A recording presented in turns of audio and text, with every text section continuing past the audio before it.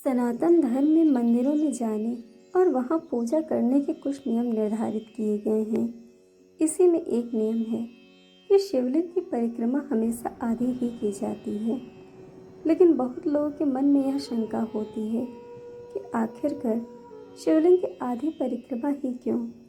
पुराणों में सभी देवताओं की परिक्रमा करने की अलग अलग संख्या निर्धारित की गई है, लेकिन किसी की भी आधी परिक्रमा करने को नहीं कहा गया है, केवल शिवलिंग को छोड़कर। इसके पीछे धार्मिक व वैज्ञानिक दोनों ही कारण हैं, जिसके बारे में आज हम इस वीडियो के माध्यम से जानेंगे। शिवलिंग की परिक्रमा के बारे में जानने से पहले हमारा जानना आवश्यक है कि आखिरकार शिवलिंग होता क्या है। दरअसल शिवलिंग का ऊपरी भाग पुरुषत्व तथा शिव का प्रतिनिधित्व करता है और नीचे का भाग स्त्रीत्व यानी शक्ति का प्रतिनिधित्व करता है। मुख्यतया शिवलिंग में ऊर्जा का अथाह भंडार होता है, जिस कारण उसके आसपास अत्यंत ऊर्जा का संचार होता रहता है, जो कि गर्म होती है। इसलिए शिवलिंग के ऊपर हमेशा एक मटकी रखी जाती है, जिसमें से बूंद बूंद रूप में जल शिवलिंग पर गिरता रहता है और शिवलिंग को ठंडा रखता है। हम शिवलिंग पर जो भी चढ़ाते हैं, जैसे कि दूध, दही, जल, शहद इत्यादि, वह सब एक नली की सहायता से वहां से बाहर निकलता रहता है। यह सब जिस नली से बाहर निकलता है उसे ही सोमसूत, जलाधारी, जलहरी या निर्मली के नाम से जाना जाता है। अब बात करते हैं कि क्यों हमें शिवलिंग की आधी परिक्रमा करने को कहा जाता है। इसके पीछे का सबसे मुख्य कारण जलाधारी ही है, क्योंकि इसे लांघना शास्त्रों में घोर अपराध माना गया है। शास्त्रों के अनुसार इसे लांघने से भगवान शिव रुष्ट हो जाते हैं और इस कारण मनुष्य को शारीरिक व मानसिक रूप से दुख भोगने पड़ते हैं। यह तो आम लोगों को डराने के उद्देश्य से कहा जाता है, लेकिन इसके पीछे धर्म का एक छपा हुआ ज्ञान है। यह तो आपने जान लिया कि शिवलिंग में अथाह ऊर्जा का भंडार होता है, इसीलिए जब हम उस पर जल इत्यादि चढ़ाते हैं तो ऊर्जा का कुछ भाग उसमें से निकलकर जलाधारी के माध्यम से प्रवाहित होता है। इस मिश्रण में शिव व शक्ति दोनों की ऊर्जा मिली हुई होती है, जो अत्यधिक गर्म होती है। यदि हम शिवलिंग की परिक्रमा करते समय इस जलधारी को लांघते हैं तो लांघते समय यह ऊर्जा हमारे दोनों पैरों के बीच में से शरीर में प्रवेश कर जाती है। इससे हमें वीर्य व रस संबंधी समस्याओं का सामना करना पड़ सकता है। इसके साथ ही हमें देवदत्त तथा धनंजय वायु के प्रभाव में रुकावटों का भी सामना करना पड़ सकता है। कुल मिलाकर शिवलिंग के सोम सूत्र को लांघने से मनुष्य को कई शारीरिक व मानसिक समस्याओं का सामना करना पड़ सकता है। इन्हीं कारणों से शास्त्रों में शिवलिंग के जलधारी को लांघना वर्जित माना गया है। वैसे तो हिंदू धर्म में हर एक चीज़ को वैज्ञानिक आधार पर ही निर्धारित किया गया है, फिर चाहे वह सूर्य को जल चढ़ाना हो या नमस्कार करना। शिवलिंग के निर्माण के पीछे भी एक गहरा रहस्य है।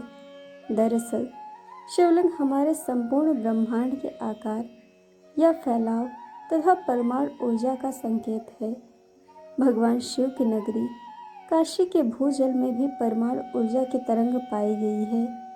इसके साथ ही जहाँ जहाँ शिवलिंग की स्थापना की गई है वहाँ वहाँ रेडियो एक्टिव तरंगें बहुतायत में हैं।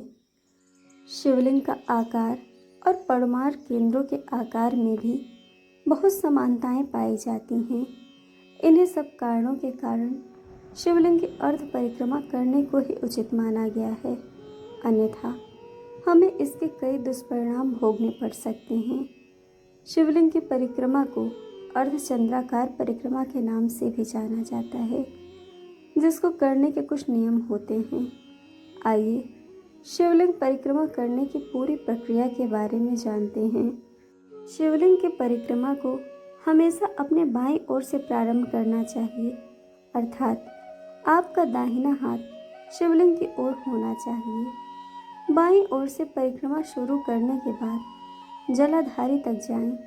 लेकिन इसे पार न करें।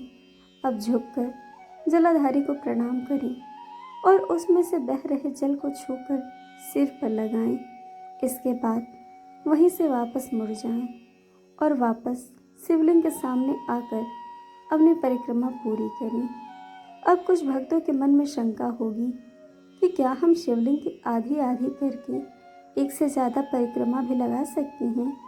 तो इसका उत्तर है नहीं। शास्त्रों में शिवलिंग की परिक्रमा करने की कुल संख्या ही आधी बताई गई है।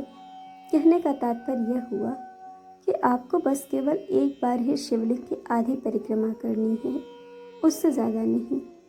वैसे तो शिवलिंग की पूर्ण परिक्रमा करने की मनाही है, लेकिन शास्त्रों में शिवलिंग की पूर्ण परिक्रमा करने के भी नियम हैं। इसके अनुसार यह जलाधारी भूमिगत हो या उसे किसी चीज़ से ढका गया हो, तो ऐसे में उसे लांघा जा सकता है।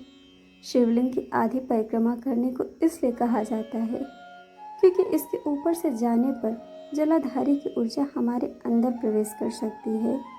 लेकिन यदि यह भूमिगत होगी या ढकी हुई होगी तो ऐसे स्थिति में शिवलिंग की पूरी परिक्रमा की जा सकती है। शिवलिंग की परिक्रमा करते समय कुछ बातों का ध्यान रखना आवश्यक होता है। शिवलिंग की आधी परिक्रमा करने को कहा जाता है, लेकिन शिव जी की मूर्ति की पूर्ण परिक्रमा ही करें। जलाधारी से उल्टे पांव वापस नहीं आना है, अपितु पीछे मुड़कर वापस आएं। जलाधारी से वापस आने से पहले उसके जल को अवश्य स्पर्श करके अपने सिर से लगाएं। शिवलिंग की परिक्रमा करते समय छोटे बच्चों को गोद में या हाथ पकड़ के रखें, क्योंकि वे गलती से जलाधारी लांघ भी सकते हैं। जलाधारी जब पूरी तरह से ढकी हुई हो, ऐसी स्थिति में ही उसे लांघें, अन्यथा नहीं।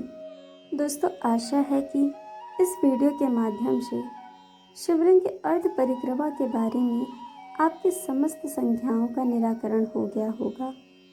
दोस्तों, आपको वीडियो कैसे लगी ये हमें कमेंट करके ज़रूर बताइएगा और चैनल को सब्सक्राइब, वीडियो को लाइक शेयर करना बिल्कुल मत भूलिएगा। वीडियो देखने के लिए आप सभी का बहुत बहुत धन्यवाद। जल्द मिलेंगे एक और नए वीडियो के साथ।